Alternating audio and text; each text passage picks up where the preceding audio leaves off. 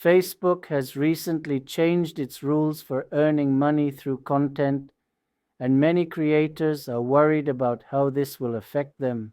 Here's everything you need to know in simple words. Strict rules for content. Facebook now checks content more carefully to decide if it can earn money. Content must follow Facebook's rules and be original, not copied from others. If your content is not original, you might not be able to use all the earning tools like ads.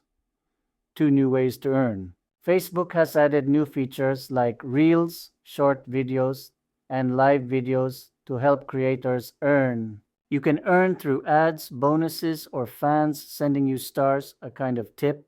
To use these features well, you need to keep your audience interested.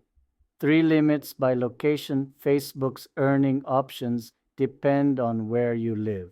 Some creators found they could earn at first, but then lost access because of their location check. If Facebook allows these earning tools in your country, focus on real engagement. Facebook wants creators to make content that people like, comment on, and share. Simply getting a lot of views is not enough anymore.